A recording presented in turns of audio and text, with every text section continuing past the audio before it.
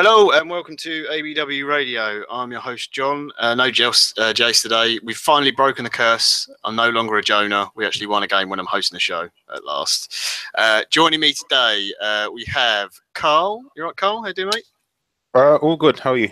Yeah, very good, mate. Good, mate. We also do have Ellis. He was here and now he's gone again. And then he was here and now he's gone again. But he'll be back in a minute. He's going to pop up any second now. But hello to everyone who's watching. Hello all in the chat box. I'm just going to shout out a few people whilst Ellis sorts himself out. Who have we got today? Formerly Noza, Walrus and Hedgehog, Pablo Amar, Timmy Toby, Von Cringe. Who else is in here? Alex Belinsky, Lazy Python. All the usual crowd. Mika for Life. Hello, hello, hello. J-Rob. Hello, everyone. Now, Ellis, are you back? Yeah, can you hear me? Yeah, we can all right, hear my you. wonky. How you doing, mate? You good? I'm all right. I think my laptop's got a case of what I've got. It's a bit hungover and can't work, but hopefully I'll be here now for good and I won't drop out. But Well, as long as your laptop isn't as hungover as you, we should be okay. K-Man, Arsenal Forever, Medi, Wuha, My Bullet Says Hi, Joshua Page, hello everyone. Thunder Road, all the usual crowd, good to see you all. Glad to be talking about a win. A little bit uncomfortable at times. Stefan Selby. Oh, that reminds me, before we get into this, big happy birthday to Stefan Selby from everyone at ABW. Jace reminded me to give you a happy birthday, Stefan. So I hope you're having a good day. Right, let's get into it then. Arsenal 2, Swansea 1. We bounced back a little bit. We had the decent midweek result. Doing okay. Picked up some form again in the league after the Watford disaster. And we'll just get into the lineups. Karl, this is kind of looking at the moment like our best 11, probably barring maybe when Mustafi's fit, he might come into the back three. But do you think this is our best lineup at the moment?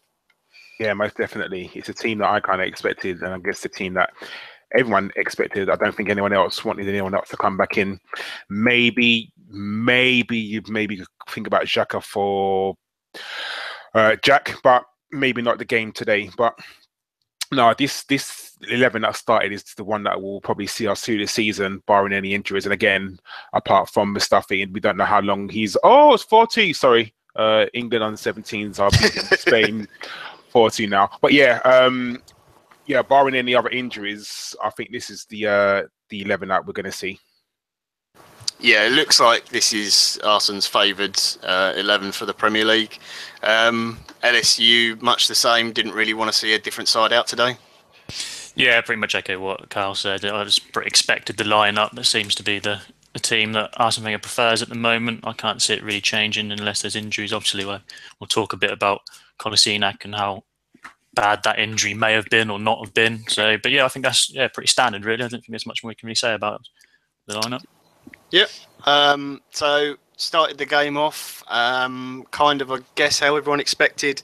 Lots of possession. I actually thought we started really well, moving the ball quite nicely, moving it quite quickly.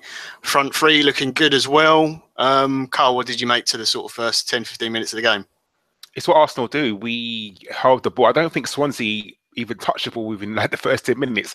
That's how good we held the ball for.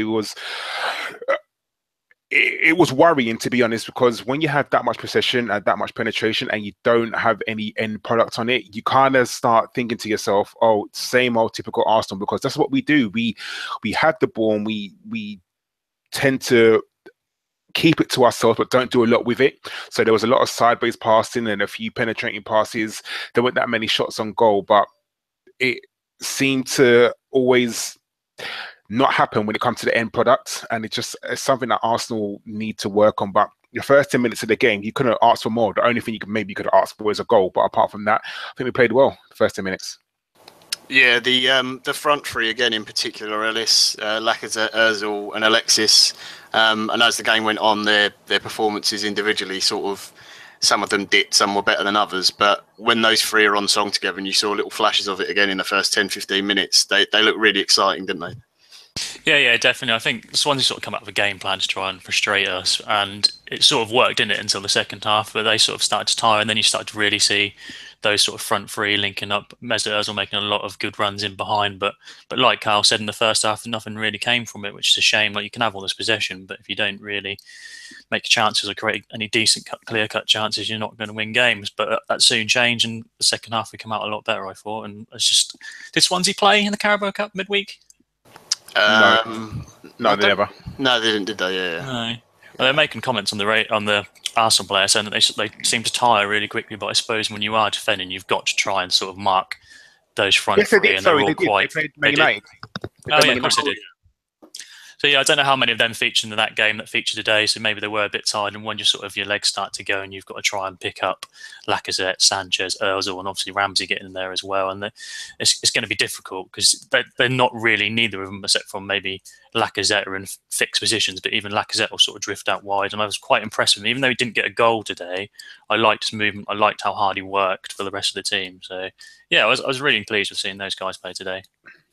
Yeah, Lacazette is something I want to come on to a bit later when we sort of wrap the game up, because there seems to be a bit of division between some of the fans on him. What shocker, division between our fans. But we'll talk to the sort of the first talking point of the game. Really was sadly the Swansea goal. Yeah, I mean, like we said, we started well. We were moving it. One or two passes went a little bit astray, but I thought for the most part we actually looked quite decent, looked threatening. Didn't quite find the final ball. And then just a long ball out of nothing, wasn't it, Karl, really? Talk me through the goal, mate, Sam Clucas. It genuinely was a long ball out of nowhere, and it came to Tammy Abraham. And when never let them turn, never let a defender turn. So that's like basic 101, isn't it? Like, sorry, a striker, never let a striker. Oh, it's 5-2. Sorry. I'm loving it, mate. England have won the under-17 World Cup. Well done to them. But it's like watching a budget soccer Saturday right now, isn't it? But so Tammy Abraham got the ball and he turned, and Bellerin, I have no idea what he was doing. He was way out of position, and he just let the guy just run outside of him. And Bellerin, you think to yourself, you got to put him in the top 5 players of the fastest in the Premiership. He's got to be one of the top 5. And Sam Clucas just outran him, and Bellerin just got caught up position, had no idea what to do. And again, Czech beating at his near post, the ball's gone underneath him. It was a catalogue of errors. There were so many failures in that goal. It's just unreal. And again, it's just typical Arsenal. And I don't know about anyone else. I didn't get mad. I literally shrugged, because I was thinking to myself, Arsenal have all this possession. We were dominating the game. We were controlling the game. Is what we were doing. And then, one shot, one goal. It's like stuff out of Football Manager. Like, you dominate a game, and then out of nowhere, it was just, I think Bellerin had to take fault for that, but also Czech. I'm kind of resigned to the fact that we're going to have to get a new goalkeeper next year. That's now, but Czech, I think he's got to do better. He cannot let the ball go underneath him, cannot get beaten at the near post, and Bellerin cannot get beaten for pace like that on the outside. And even his positioning was absolutely ridiculous, and he's got to do better. Yeah, there was definitely a few at fault there. Ellis, do you think Czech came out a little bit too soon there? Maybe could have stayed on his line? Yeah, probably. I think he's got this issue with his near post that everyone seems to notice. We all seem to notice it. He does concede a lot of goals there. And I think, yeah, you're probably right. Probably should have stayed back a bit before he'd come out and not committed so early on. But it's difficult. Yeah, I partly agree with Karl, but then I also think that sometimes Czech isn't helped by the sort of back 3 or 5 or whatever we have in front of him at the time. Like, some of our defending can be a bit woeful at best and a bit sort of lackluster. But who knows? Yeah, I think we probably are going to have to look for a goalkeeper. I think it's one of the few positions that we need to strengthen. I wouldn't say we're weak there. Like, Czech for me is still a good goalkeeper, but he's not. If you're going to sit there and pick the best goalkeeper in the league, he'd probably be a little way down that list, if you're going to be completely honest with yourself. But he's good enough. He's better than what we've got, so that's what we're going to have to deal with, really. He's going to be the first choice keeper for the rest of the season, unless obviously he gets injured. I can't really see Matt Macy or Ospina really taking the number 1 spot off him at all. Yeah, I think that's fair. I mean, for me on that goal, I thought that Koscielny is. I'm not really sure what he's doing. Why Bellerin has come across to help him there, don't think he needs to. For what it's worth, it was it was a nice ball into Sam Clucas, and he took it was a good finish. He was still calm and did the right thing, slotting it under the keeper, waiting for Czech to move first. But yeah, I think there was a few players definitely at fault for that one. Jeffrey O'Hara, shame Woj is at Juventus now. Yeah, maybe a little bit. After that goal, we kind of got the sad response that we don't want to see from Arsenal. The 5-10 minutes head dropping, a lot of misplaced passes. Swansea didn't really do anything with it, Karl, but you kind of were you in the this is going to be one of those games now where everybody's going to drop and Swansea are going to get a second goal and we're just going to fall a bit and kind of crumble? No, I thought that Swansea were just going to sit behind the ball, time waste, and to be honest, you can't blame them. To come to Arsenal and go 1-up, I wouldn't expect it from any other team. Like, it's a bonus for them to come to Arsenal and get a goal. So I just thought it's going to be a lot of time wasting. I never thought they'd come out this second half because out of their half, because even between watching the game and you're looking at it, and there were times when Swansea had literally every single man behind the ball. So that was their game plan: get an early goal and then just sit back. And I don't blame them. When teams come to Arsenal and it happens time and time and time again, it's what they do. So I don't really get fazed by it. And you look at it and you think to yourself, okay, you must talk about this. They must, in the dressing room and on the training ground, they must think, don't concede early. If we're going to concede, don't concede. I mean, the plan obviously is not to concede, but don't concede early. And if you do, you're going to have to come out. And I don't expect Swansea to come out at all. It was annoying for us to concede the first goal, obviously. But, again, is anybody surprised? I can name countless times where that happens. But in the second half, I think we just found our form. We found our rhythm and we managed to obviously get the 2 goals.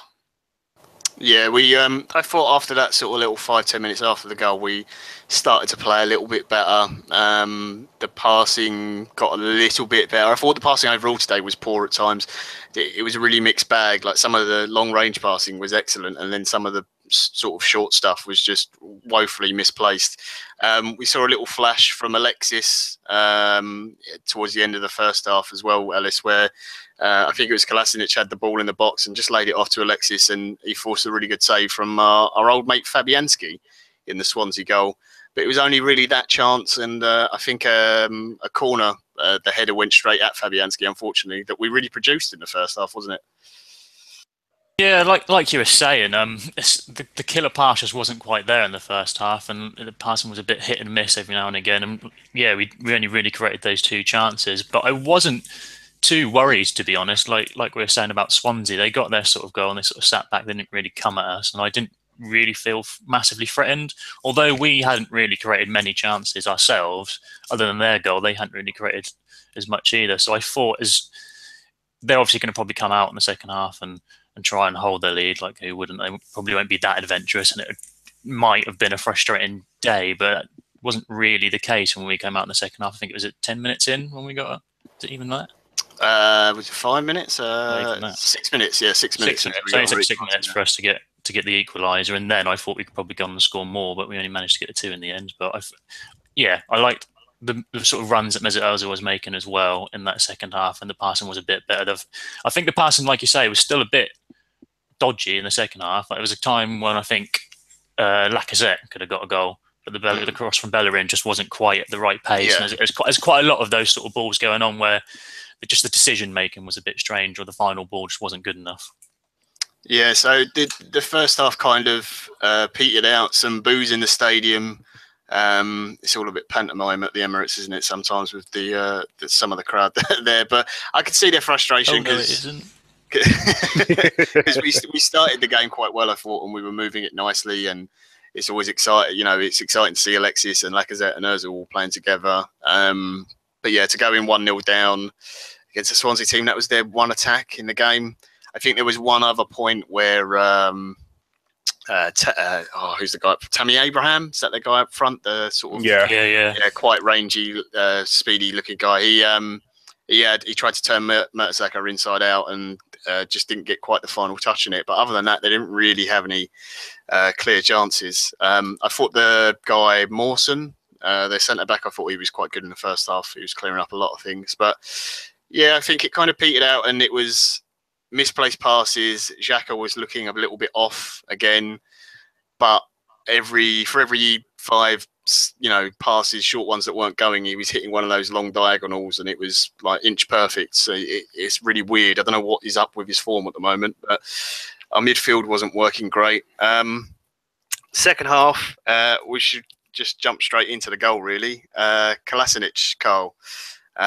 Wow, what a hit. I don't want to call him the Bosnian bomber because it's probably got bad connotations, but he's an absolute monster, isn't he? He is. It was a really good goal. It was, even the build-up was a bit messy in the box, between Rambo and Lacazette. And when the ball come out to him, it seemed to take an age to get to him. Like, we all know what was going to happen. He was just going to hit it, but it seemed to take so long for the ball to drop and for it to come to him. But it was still a really good hit. The connection was really good. And for it to go through, I think it must have gone through, 3 players and hit the back of the net. I thought the volley was brilliant. There's not many, I would say, attacking players in our squad that could have hit that so well and it to go in. Credit goes to him for him being in the right place at the right time. Just absolutely brilliant what he does. I like these players that always pop up at the right time. If it's not a Monreal or someone like that, I love these players that just pop up when you need them with a goal. And the hit was absolutely brilliant. The connection, you could tell it was a really, really strong hit, and the goalkeeper, I don't think, had a chance, but they got for it to go through so many players as well and get it on target and hit the net. Credit goes to him, and absolutely brilliant. Well done to him.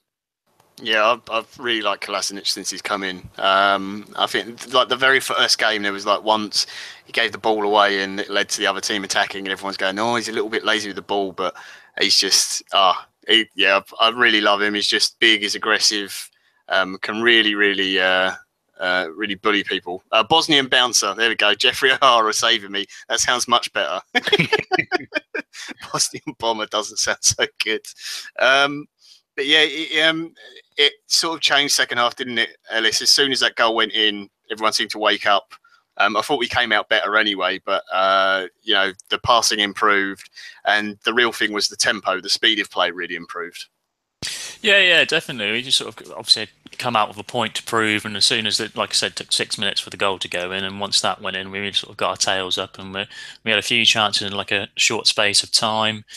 The guys just seemed to they wanted it, and like you said, the passing got a bit better. Like I said, it wasn't great at times, but still, there's a lot more zip and movement about the ball, and there's a couple of times as well when it'd be like a corner to Swansea, and then we counter really quickly, which wasn't quite happening in the first half. Like the passes were crisp, they get there, and again, sometimes I think that particular moment resulted in like Bellerin hitting the bar or something. I can't remember if that's the one I'm thinking of, but the speed of that counter attack and the passes in between that were a lot better than what we were seeing from the first half. And like I said earlier, I thought we'd probably get a few more goals than we did, but it wasn't too long before we got the second. And I think the guys wanted to try and push on and get more, because you've still only got that 1 goal lead, haven't you? And that's always a dangerous lead to have, because even though Swansea weren't really offering much and they seemed to get a bit more tired in that second half, it takes as a poor slip from a defender or something to go a bit wrong, or a big lob through ball and to catch the guys off, and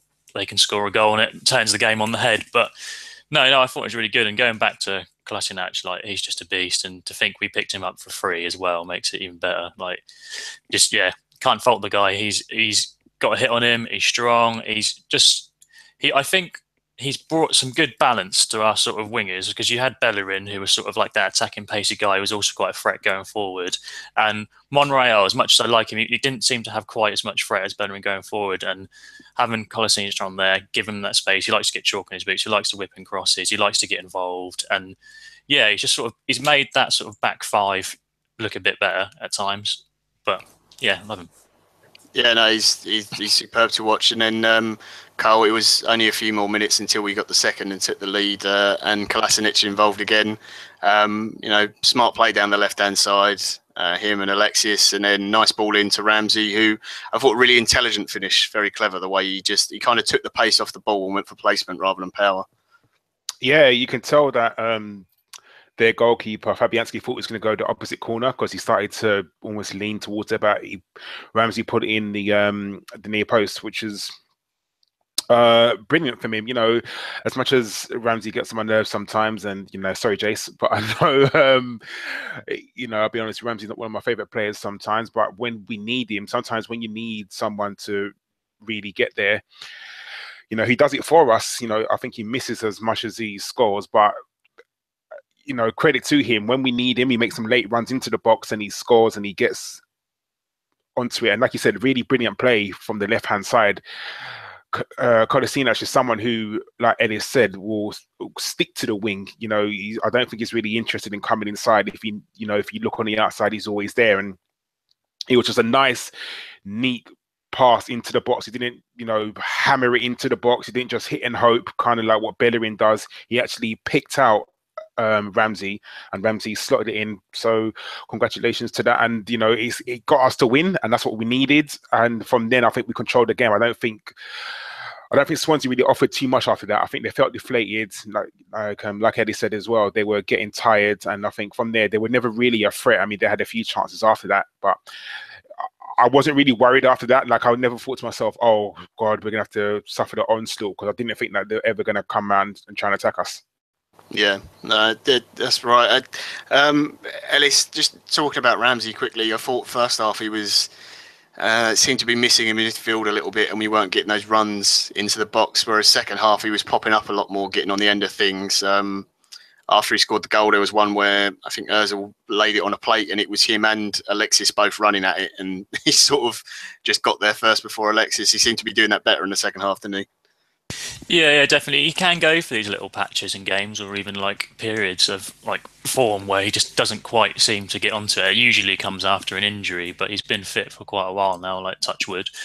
But yeah, I think he didn't have the greatest of hearts, and he does.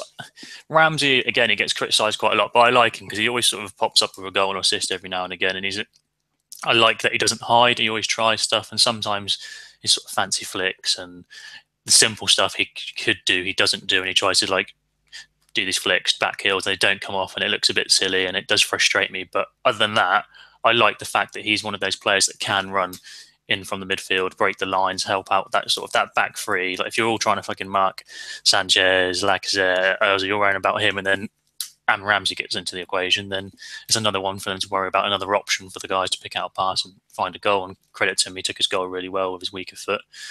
And yeah, I think, like you said, the whole team, not just Aaron Ramsey, seemed to step it up in the second half. I don't know if that's a case of, like we've mentioned, Swansea getting more tired, or if it's just a case that they sort of come out and go, look, we've gone behind again, we need to step it up and go ahead. I think that's now, is that the last 3 games we've played, we've gone behind and then come back and won? I think it is, yeah, something like that. Yeah, so it's something we need to get out. I'd rather not go behind, but at the end of the day, it makes the victory a little bit sweeter, I suppose. But yeah, we do need to iron out the sort of defensive, and I think we need to create a bit more chances, because even, like I said, I thought we could have scored more and we didn't, and goal difference can play a factor. Like, it's going to be tight in that sort of top 4 this season, and goal difference could be the deciding point. So we do need to make sure when we get these teams like Swansea, when they're like up against the rope and we can smell blood, just put the chance away, get more goals behind us. But that's my only criticism. We can't really complain much more, because we did win, and we came back from 1-0 down to come back and win it. So yeah. Yeah, absolutely. I think that's the big takeaway from me from the game overall, is some bit more character shown today. Too many times we've gone a goal down and seen the head drop, and I think our heads did drop a little bit after the goal, but we picked ourselves up even in the first half, and then much better in the second. It's good to see Mr. Davies. Jace is in the chat, swinging out some Welsh justice. I see, swinging the old banhammer. Everyone say hello to Jace if you're in the chat box. That actually reminds me, as Jason always says when he does his shows, no one does this to get paid. No one gets paid for any of this. They'll take their free time to come on and do this and talk about Arsenal. And we love that you guys are all watching as well. So if you can, hit the old like button, the thumbs up. If you don't like us, you can hit the thumbs down. That's great as well. If you can subscribe, that'd be amazing. But yeah, I know Jace likes to remind everyone. Jason doesn't. We have to pay him. He's awful. He's lying to you. He's the only one who does get paid. But you know, when he goes on those rants, I think it's worth it.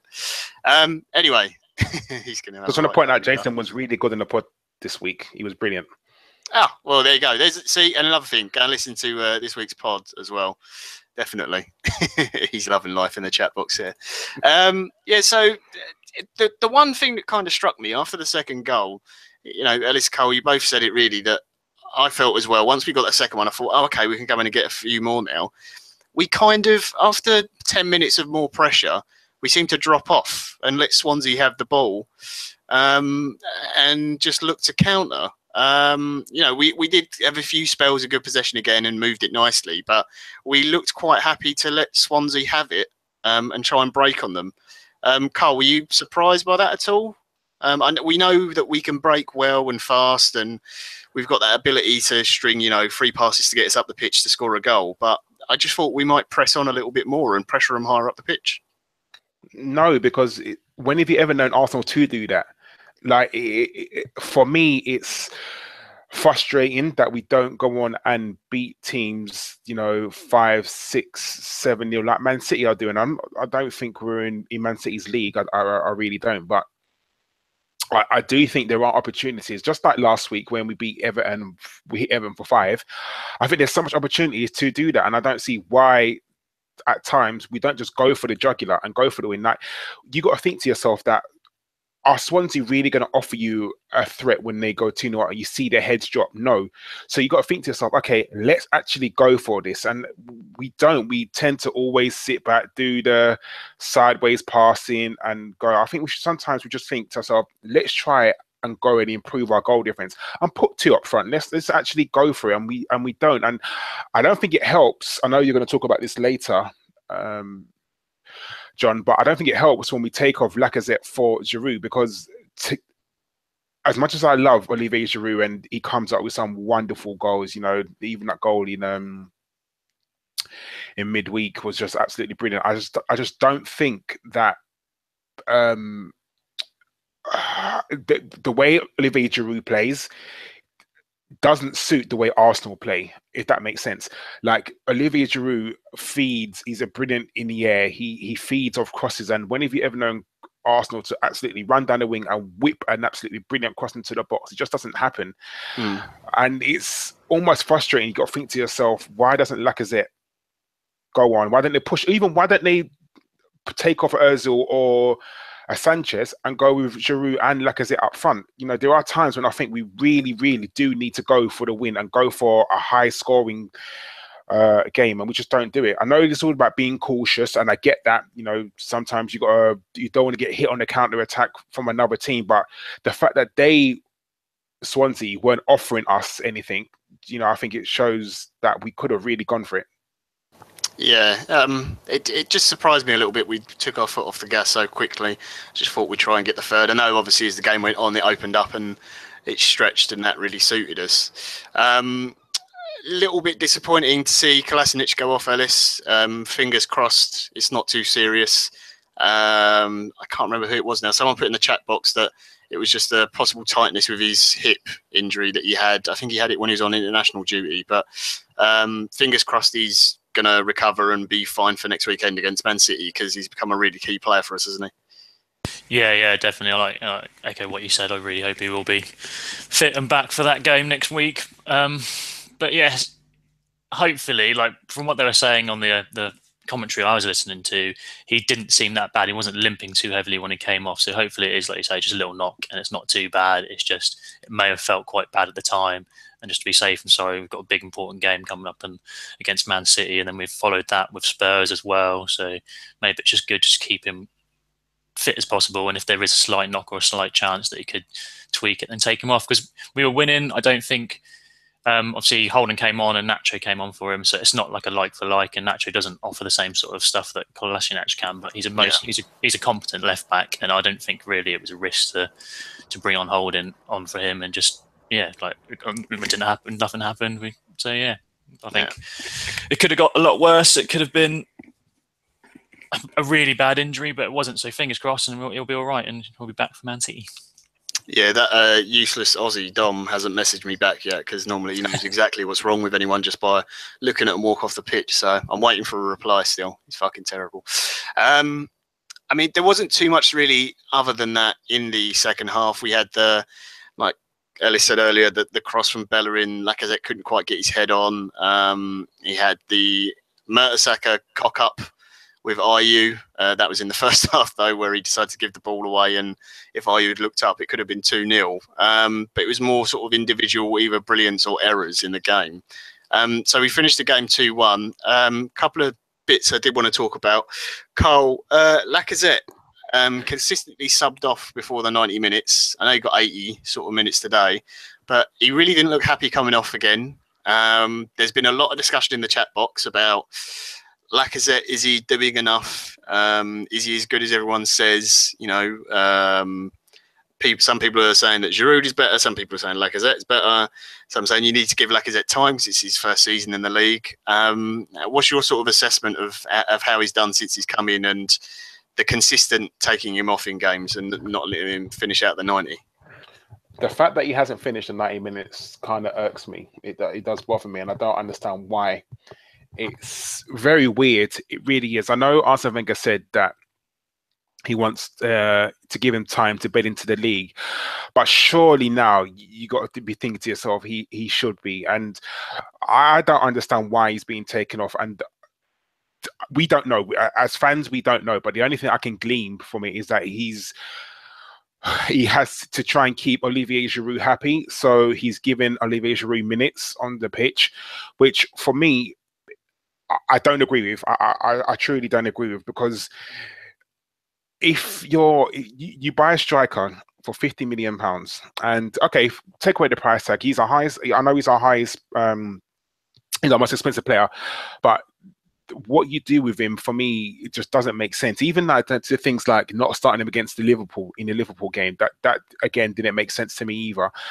But I don't understand why he doesn't finish games. Surely by now, it can't be a fitness thing. There's no way on God's green earth it can be a fitness thing. Just definitely not. So I think to myself, what is it going to be? You could tell when his number got held up, the camera panned on him and he rolled his eyes. You can tell like it was almost like, for fuck's sake, again.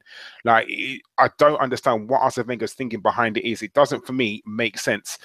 And why you're bringing Giroud on where it wasn't a Giroud game, and you know Arsene Wenger gets paid what 10-12 million pound a year, and he's managed what 800 games, so he knows what he's doing. But for me, it just doesn't make sense. You surely know what kind of games fit what kind of players, and it was never a game that Giroud was going to do well in or would play to his strengths.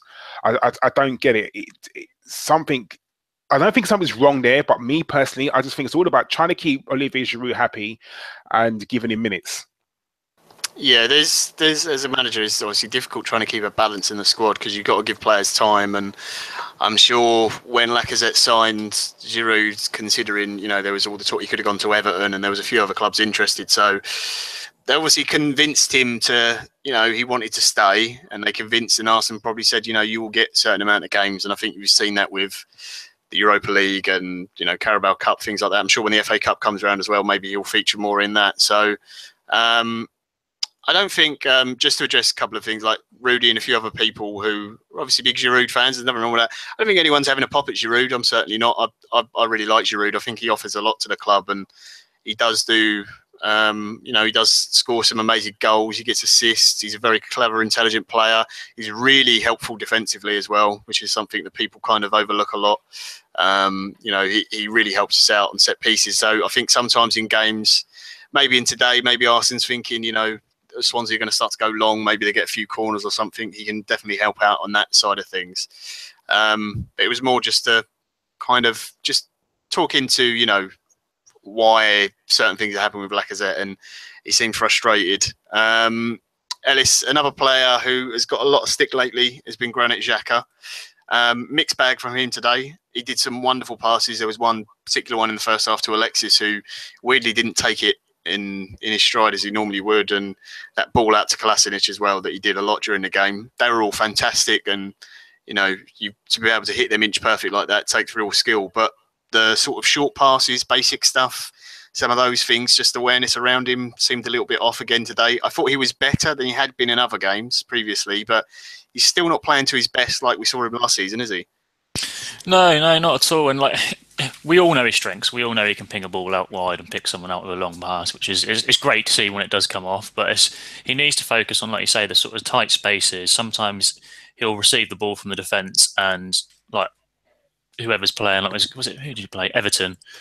When he got the ball pinched off him there, like that's happened a lot. For me, I'm a bit critical of Granit Xhaka sometimes, and I just don't think he's got enough pace, and I think that is something that sort of kills him because when he does make these mistakes, he ain't got the pace to get back. So he needs to be really careful when he's got the ball. And again, like I don't want to be too critical of him. Sometimes the defense doesn't help him out; they'll play the ball to him, and he's completely covered and hasn't really got much options other to try and play it back to the defenders. And I don't think he's that sort of way inclined. I think he always wants to try and like move it on, and sometimes he does dawdle on the ball a bit. But yeah, his form has concerned me a bit at the start of this season. I don't know if it's him playing with Ramsey or if he's just sort of got a bad patch and he just needs to work his way through it. But saying that, I think when we were talking about the lineup earlier, we weren't surprised that he was starting. Like, if Santi Cazorla was fit, maybe he wouldn't. But other than that, I can't see anyone else sort of taking his position. I'd rather have Granit Xhaka there over Coquelin or Nene, just because I think both those players are quite limited. I know Xhaka can be as well, but what Xhaka offers us going forward isn't the same as what Coquelin and Nene can provide. Yeah, I think that's fair. I really don't know what's going on with him at the moment. He's getting rest in between games because you've got the Europa League and stuff. He's not playing in those, so I'm not sure who else you can bring in. I'm sure people in the chat box will throw out some suggestions. As for the rest of the team, I think everyone kind of did okay. I don't think there was anyone really I wanted to pick out from the lineup other than those two in particular. Sanchez was a little bit, I thought, poor today. I don't know if you agree, Karl. He did his usual exciting things, beating players and getting some good shots off and stuff and some nice little back heels. But I felt things just didn't quite work for him today. He was a little bit frustrated himself and, his passing definitely wasn't there. It was one of his poor games where he gave the ball away too much. He's constantly frustrated, isn't he? I think when he's not involved in the goal, he's not happy in the status. And his passing today was absolutely brilliant. It was, I'm sorry, let me rephrase that. His passing was shit. Sorry. His passing was so off. It was unreal. And you got to think to yourself, is he really putting in 100%? Is he still angling for a move? We don't know. We don't know what his mindset is. It's, for me, there's something not right there. He's not happy. And, I know there's this talk about him and Rambo not being best of friends. We don't know what goes on in the ground or on the training pitch. But for me, there's something wrong with him at the moment. He's not the best. He's definitely putting in his best form. Like you said, he does these little things where it kind of masks over the bad things that he does. But he needs to improve, definitely. And I don't know what's going to happen in January, whether we're going to keep him or not. I do think it's a bit ludicrous if he does go in January, because he'll probably go for half the price that we could have got for him in September or August. But very, very weird of what's going on with him at the moment. Yeah, it was strange performance. I think overall the game itself, I mean, for me anyway, I thought it was we were good in patches, but overall we didn't perform well, but at least we showed character coming back, from 1-0 down to get the win. And I think we probably could have scored more, but to be fair, Swansea probably, especially that chance at the end of the first half, should have maybe had 2 goals. Yeah, Karl, what was your sort of just overall thoughts on the game today? My overall thoughts of the game was we could have done better. Of course we could have. Every game there's areas of improvement. I think that going behind is something that we're going to have to look at. Conceding the first goal is definitely not what we need to do or what we want to do. We're going to have to work on defence, because Bellerin, for me, is definitely taking a step back. And I think he can definitely find his form again, most definitely, because you can't just go from being where he was to what he's doing now. Defensively, he's not very switched on for some unknown reason. I don't know why. I know a lot of people talk nonsense about his hair, but there's definitely something going on with Bellerin. I'm not too sure why, because even towards the end of last season, he started to show little signs that he wasn't at his best, but for some reason I don't think he's had the best start of this season. His crossing is definitely woeful, but I have no doubt that he can find his form again, and he can definitely get back to being one of the best wing backs in the league. There's a reason why Barcelona wanted him. Barcelona don't go for rubbish players. There's definitely a reason why they need him or they want him. I think that we need to definitely improve on the striking. I think we need to start beating teams, 3, 4, 5-0. I mean, yeah, you can't do that every game. Without a doubt, you can't. But we have to start going for the jugular. We have to start really taking the game by the scruff of the neck and actually going for it. Yeah, that's fair. Ellis, I know in your slightly hungover state, what was your take on the game overall? Did it keep you awake enough? No, definitely didn't. Just now when Karl was talking, I've been struggling, trying not to make myself puke. No offense, Karl, it's not you talking. It's just my fucking stomach at the moment. Far too many drinks. But no, I thought, yeah, I'll probably echo what Karl said. Really, like we could have done better. We could have scored more. The passing was a bit hit and miss. We didn't look as sharp as we could be. But again, at the end of the day, we got the 3 points. Bit annoying that we have to come back from another goal behind again. But it's just something we need to improve. We need to get a bit better. We've also got sort of some tough fixtures coming up. We've got Red Star Belgrade on Thursday, and then those 2 fixtures against Man City and Tottenham. And other than Liverpool, we've not really come up against Chelsea as well, which we did okay against. So that would be a good test against Tottenham, because obviously Tottenham are in a bit of form, and Man City as well, just scoring goals for fun. Obviously conceding some as well against West Brom. So that'll be interesting to see how we fare against them and how the lineup is and what sort of tactics we try to play against them. But it's going to be a tough start. We've had that period now against the sort of easier-ish teams. We've dropped points probably where we shouldn't have, but we've picked up quite a few as well. So this will be the real test of our season, I think, in the coming weeks to come. Yeah, definitely. I think if we were against the better opposition today, maybe we got a little bit punished for our sloppy play at times. But in the end, it doesn't matter. We got 3 points. We got the win. 2 nice goals. And the Bosnian bouncer, not bomber. So we are politically correct here. Everyone in the chat, if you've got questions, please feel free to fire away in the chat box, and we will do our best to answer as many as we can. We're trying to do the usual of keeping the shows to about an hour in length. I know we went a little bit long. Wasn't the last one, it was one before. Jason got all ranty over something. I can't remember exactly what it was, but he got angry about something and he had a lot to say. Butterflies. I'm not making any comments because he'll come and find me and I'll be in trouble. Just looking at the other results from today, very funny. Tottenham probably outplayed Man United and then lose in the last minute. I know it's Man United, but they beat Tottenham, so it made me laugh. And I hate Jose Mourinho, but just the press conference after, just winding everyone up, just fucking hilarious. Yeah, we were the better team. What you fuck? You just robbed them. Brilliant. Some good news as well. I know Man City won, but if West Brom could score 2 goals, come on Arsenal next weekend. We can do it. Do you really think, let's touch on it a little bit, do you really think that we'll go to Man City and get a result? I really don't know. Honestly, I don't know. For me, it depends on what team we put out, sort of what the lineup is. I think Man City play open enough that, there will be spaces for us to exploit. And we like playing against teams who play football. The one worry for me is how high they press up the pitch. That's terrifying, just because you saw today Xhaka dwindling on the ball. Koscielny was a little bit wobbly on his feet. We had the cock up the other day between Monreal and Czech. There's a few little, you think, if they're put under pressure by quick players, like Jesus and all those sort of guys that they've got up front, it could be very scary. As for how we're doing the game, I don't know. I really don't know. I'm excited to watch it because I know it's going to be a really good game of football. Am I excited to watch it as an Arsenal fan? Maybe a little bit less, because I'm a bit apprehensive of what could happen.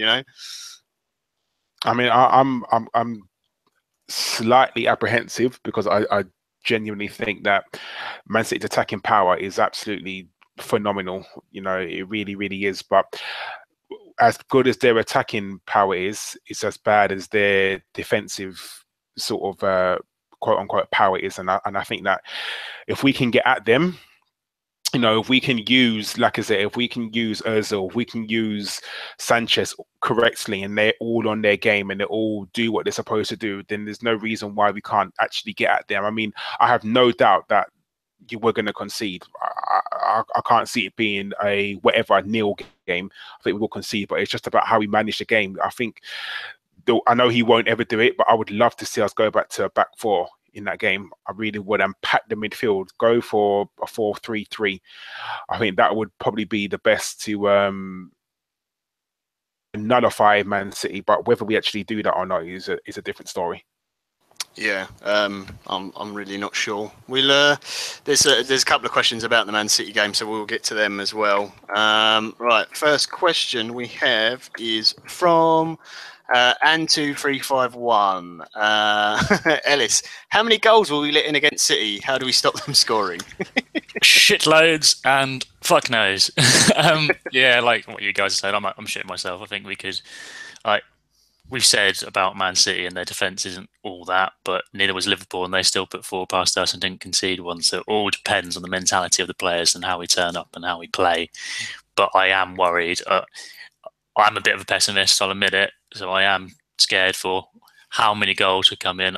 I think we'll see a few at least. I think in total we'll probably have, I don't know, 7 goals in the game. Not all Man City, but I can see them getting 3 or 4, and then us getting also maybe 3 or 4, depending on what happens. I don't think both managers aren't the sort of type to try and sit back, but maybe Arsene Wenger might. He might sit there and think, actually, these guys are on fire. Let's try and do what we did to them a few years ago when Coquelin sort of came back to the team, and we just sat back and we defended well. We had a good game plan, and everyone was like shocked, like, is that Arsenal playing? Did they actually try and sit back and defend? Fucking hell. So yeah, we'll have to wait and see. To be honest, it could change. It might not. It might be a slobber knocker. We might get hammered. Who knows? But yeah, I reckon they'll score at least 3 or 4 probably. Yeah, we haven't got the panel for positivity. I take it back. They won't concede any. Yeah, no, Jason's in the box giving it. Yeah, we will beat City next week. So yeah, if you want positivity, go to Jason, because you won't get a lot out of us. Well, at least for the Man City game. One from our friend Norma. This for you, Karl. Oh, good luck. Why is it that the only thing that is consistent with us is how inconsistent we are? Most teams perform at a certain level most weeks, but we are so patchy. It's because we don't have an identity anymore. We were known as the attacking team. We were known as the flair team, brilliant passing team. But when's the last time we saw Arsenal have a game where our passing was crisp? When's the last time we thought, oh yeah, that's the Arsenal way, that's how we do it? The Arsenal way now is to concede first and then just about get a win. Unfortunately, we don't. I don't think at the moment we have the most harmonious squad. We got our 2 quote-unquote best players who potentially want to leave us. We got a midfield that anyone could just run through. It's just absolutely ridiculous. And our defence is patched together, and literally patched together, and a goalkeeper who, as Ellis said, is still very good, but unfortunately who is not the best. I think he's on his decline. So the team needs an overhaul, and it needs to find its identity, and it needs to find the Arsenal way again. Whatever the Arsenal way is, they just either need to go back to the Arsenal way or find a new way to be Arsenal again. No, that's fair. It's something we've spoken about for quite a few times over this season already, is not really having a clear style of play. And that can really affect, if you're down in a game and you have a play pattern and you know what you're supposed to be doing, you've got a clear direction, then it's easier to fall back on that. Whereas if you are a little bit more free form and you haven't got a clear pattern of play to what you're doing, it can be a real struggle. K-Man Arsenal Forever asks, what's the key behind England's rise in the under-17s and under-19s? First of all, this is an Arsenal podcast. This is not an England podcast. Secondly, I haven't got a fucking clue. I don't know. I haven't watched any of the youth football. Either of you guys watched a ton of it? Not really, no. But it's probably better coaching, I'd imagine. Yeah. I was going to say, my guess would be that Gareth Southgate isn't the manager. I'm not the biggest fan of international football. I don't really particularly care how England do, to be honest, most of the times, because since the early 90s, I don't think they've really had a good manager. But my guess is, oh, look, there you go. Jason said St George's Park. Look at that. Hey, there's a proper answer. See, Jace, you should be on, mate. You know what you're talking about. We haven't got a Scooby. I think see you later, Jace. You can come on now. I think it's also the fact that the media doesn't hype these players up. I mean, I don't think the media could name probably 5 of these players who are under 17s, 19s, and 20s. So yeah, I think there's no expectation as well. I think every time that England go into senior team, go into a major tournament, they're expected to reach the quarterfinals, they're expected to do this, expected to do that. These kids just go out there and play with no expectations, no pressure on them, and they just do what they need to do. Yeah. The only kid I know from the under 17s is the Man City one. Phil Foden, something like that. Yeah. He's a nice, like, silky player. Kind of reminds me of he's like the typical Arsenal youth player. See, like when Jack came through, that kind of thing. Just really confident and good on the ball. But he won't make it because Man City. He won't. Not on Man City. I'm not saying he won't make it, but not Man City. He won't make it because Pep doesn't believe in the youth system. Yeah. Does Eddie Nketiah play for him? He's under 19s, I think, for England. Mm. Yeah. So, I mean, we've got the next Thierry Henry, so, England will be fun. Okay, here's one for all of us. Jovi82, what's your lineup for next weekend? I'm assuming we're all going to have Czech in goal. See? Yeah. Are we all sticking with a back 3 or do we want a back 4? Personally, I want a back 4, but I know we'll go with a back 3. Okay, so if we go under the assumption the formation is the same as usual, I agree with Karl, though. I would prefer a back 4, but I'll play it as if I'm Arsene. Back 3, and I assume it's the same back 3 if everyone's fit. Well, yes, sir. Back 3. That's my Arsene impression, everyone. You're welcome. That's pretty good. It's better than mine, mate. Okay, well, here's the easy way to answer it. Is your formation is your lineup any different from today's lineup for the Man City game? No, it's exactly the same. Yeah, I'll play Giroud at centre-back. Over? I'll probably scrap the back 3 and we'll go for a back 9. And just park bus. There you go, lovely, sweet. I'll be a great manager, I will. I think the one thing with next week's game, I don't think the lineup's going to be any different. I think if everyone's available, it'll be this week's lineup. If you guys were to go for a back 4, what would your lineup be then? If everyone's fit, I think I'm putting Per and Per and Cos were a bit dodgy today, and the thing is, like, you lose Nacho out of that back 3, and I think he's been really good there, which is difficult. But I wouldn't play him in 2. But why would you lose him out of the back 3? Why would you not go with Cos and Per? You could put him at. Sorry. Why would you not go with Nacho and Koscielny? You go for a back 4 of those two at centre back, would you? I genuinely would. Yeah. I don't know how Nacho cope in I'm not sure, because playing in the back 2 is very different. But he's done it before, hasn't he? Like, he has slotted in there. Yeah. I just think it's a big ask against Man City. Oh yeah, definitely. Yeah. I mean, if everyone's available, then it would probably be Cos, Mustafi, and then Kolasinac, Bellerin. The one thing I'd want is 3 in midfield. That's the big thing, which I think you can still do in this formation. But it means you have to. It would be Rambo, Xhaka, and I can't believe I'm saying it. I don't think it's Jack because I don't think he's ready yet. I know lots of people want him in the team, and I don't disagree, but I'm not sure this is the game for him. I think, and Jace is going to hate me for this, I think I'd bring in Coquelin. Yay! I'd put in El Nene. Yeah, I can see the argument for that. I think the thing is, I would bring in Coquelin on the basis that he doesn't move. But you say that, but he's going to be playing attacking midfielder, isn't he? Like, he's going to be up there with Ozil, so that makes sense. He nutmegged a Norwich player the other day, so he's on the up. The thing with me is I'd want the midfield packed because the way Man City move the ball and how fluid they are, you need someone playing behind Xhaka, and if Coquelin was disciplined enough or told to do that, then I think it'd be fine because Xhaka will get turned so easy in that game. But I think that there's an argument for possibly dropping one of the front three, and making us a little bit more solid. Whether that's Ozil. Sorry, Jason. He's got to the Coquelin bit now. I'm sorry, Jace. I couldn't help it. But yeah, maybe you drop an Ozil and you move Ramsey up one and bring another man in midfield, and Ramsey is sort of the float. You're not really playing up front. You're kind of helping in midfield because he's got the engine to do both, kind of thing, just to make us a little bit more solid. I could see Arsene doing something like that. But is that Jason at your window? He's got a ladder fucking quick.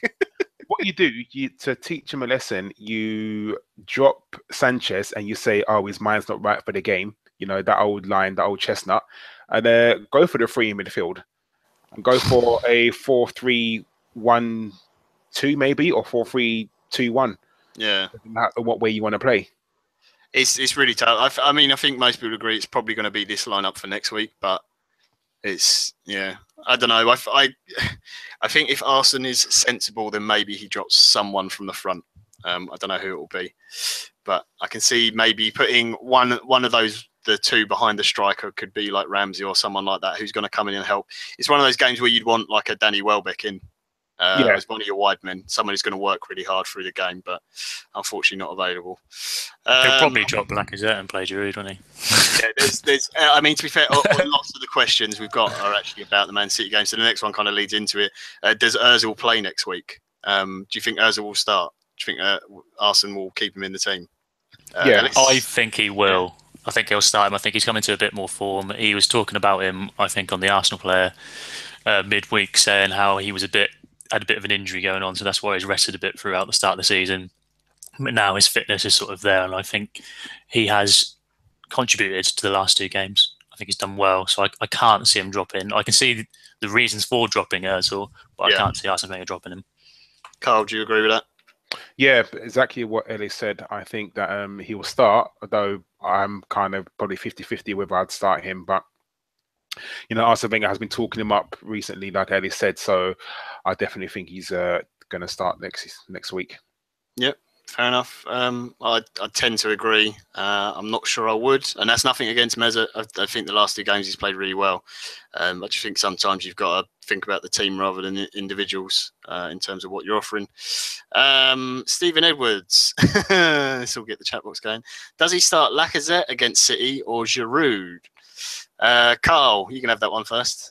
He should start Lacazette, but it wouldn't surprise me to Arsene Wenger to put in Giroud. It's just something like he'll try to mix it up a little bit and say, "Oh yeah, we're gonna start Giroud because he's gonna go against Man City centre backs." It just wouldn't surprise me. Now, if he does do that, that will be the second of the quote unquote big five or big four teams that he hasn't played against. So you got to start questioning, why buy a striker if you're not going to start him against the best teams in the league? You didn't start against Liverpool, and now we've got the second of the quote unquote big four in the league, and he's not starting him against Man City. But again, if I see that team sheet next week and Giroud is on there, it just wouldn't surprise me. I genuinely be upset. I wouldn't be like, what the hell? I still think Giroud can possibly do a job. It's just that if we play to his strengths, we've got to tell Giroud to stay on the last man. I hate when Giroud drops into midfield. It's nothing against Giroud, it's just his game. But I think if we play to Giroud's strengths, then of course he can play against Man City. There's no reason why he can't. But at the same time, I don't think you buy a £50 million striker and you don't play him against the top sides in your league. Yeah, fair. Ellis, Giroud or Lacazette? For me, it's got to be Lacazette. You don't spend 50 million on a striker to not play him in the big games. I just think he's got that little bit extra when it comes to finishing. I think he's one of those players that probably won't do anything all game and then will pop up a really good finish. So we're going to need that against Man City, in my opinion. Yeah. Whether that happen, I don't know. Like Karl said, I could easily see Arsene Wenger playing Giroud, but we'll just have to wait and see. But for me, Lacazette has to start. Yeah, it looks like majority of the chat box are on the Lacazette train. Jeffrey O'Hara, bring off Giroud at 71 minutes for Lacazette. He'll have a big smile on his face then. Josh also put, Man United spent 90 million on a striker to not play big games at all. Fraud Kaku. As Chris would call him. Next one, Uzama Xhaka. What should be the chant song for Kolasinac? Nothing about bombing, definitely. Nothing like that should be in there. I'm not very good at songs. Do you guys know any Kolasinac or Said Kolasinac songs? Do they call him like Sayod or something like that? I don't know. Is it Said or Said? I always get it wrong. You could just call him Sayo and then go. What's that song go? The Deo song, but put Sayo in there. Sayo. Oh yeah. I don't know how it'd fit or what the words would be, but Kolasinac come and me wanna go. Yeah, no, I don't know. I just know the rest of the song. Right, anyone in the chat box, you can write in a Kolasinac song. Go for it. We're useless at it. Next one, the Walrus and the Hedgehog. Are Troy Deeney's cojones black and blue after getting kicked in his junk over and over? Yeah, I'd guess so. I saw him trying to strangle someone today as well. So yeah, classy guy. He did, I thought he made a good point, but he's still a dick. Lazy Python. Does Theo have a future with the young guns pushing to break in? Reece Nelson, Eddie, Maitland-Niles, etc. Ellis, what do you reckon? Theo have a future?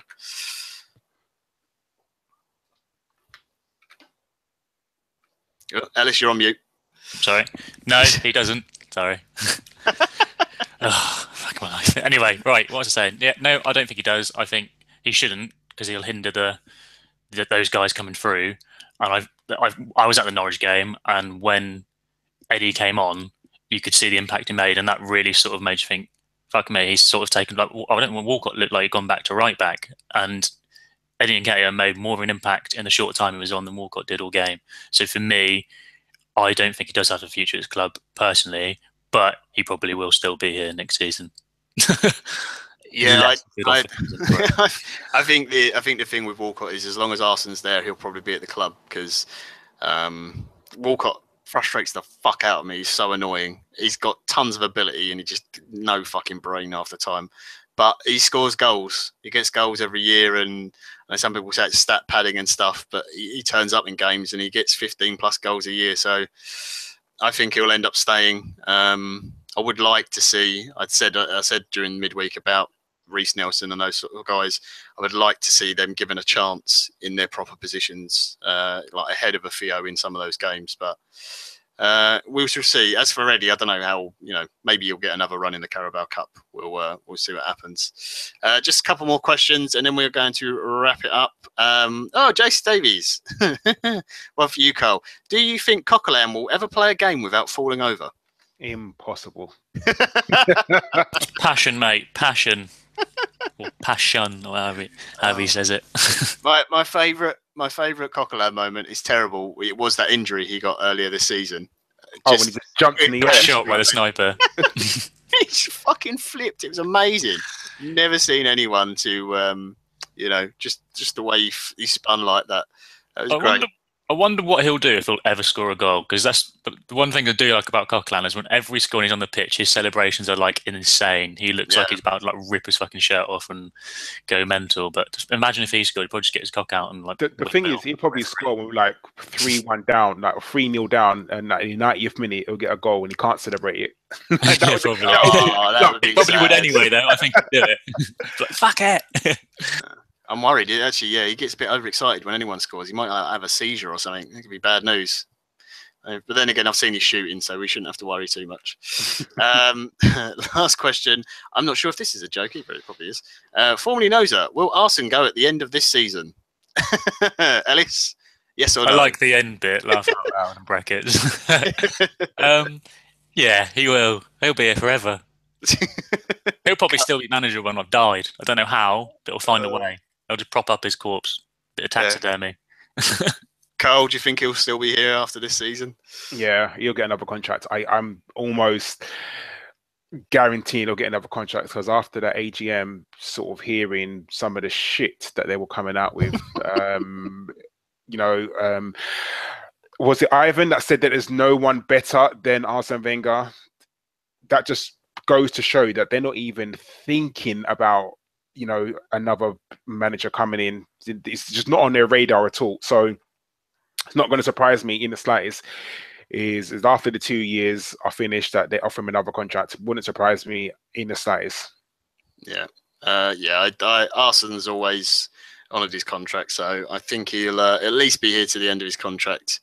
As for how much long after, I have no idea. Anyway, that's a nice cheerful note. Yeah, it's a nice cheerful way to end it. That will wrap us all up for today, as we're trying to keep these shows to about an hour. Thank you for everyone for tuning in today. Obviously, we will be back. When's our next game's Red Star, isn't it? Yeah. So we'll be back Thursday after the Red Star game. That'll be a late one. And then obviously the big one, Man City on Sunday. We'll be with you after that. I'm not sure who's doing the shows as of yet, but we shall let you know, as always, via Twitter. But yeah, thank you for everyone joining in the chat today. Great fun, as always. Good discussion. Nice to see it was all friendly as well. No abusive stuff. That's what we like to see. That's why we love you all too. So be sure to hit the thumbs up button or the thumbs down if you didn't enjoy it. Hit the subscribe button as well if you want to. That always helps us out. Just left for me to say now, thanks, Karl, for coming on. No worries, John. Thank you for hosting. And thank you, Ellis, as well, for coming on. I know you feel a bit worse for wear, but thanks for turning up, mate. Thank you for having me, and sorry for looking like shit and feeling like shit. More than happy to have you, mate. And thank you to everyone for watching or to listening after the show has been put up on iTunes, SoundCloud, and all the other places. Be sure to check out this week's podcast. It's a really good one. We hope to see you all again on Thursday, and keep it Arsenal. Bye-bye.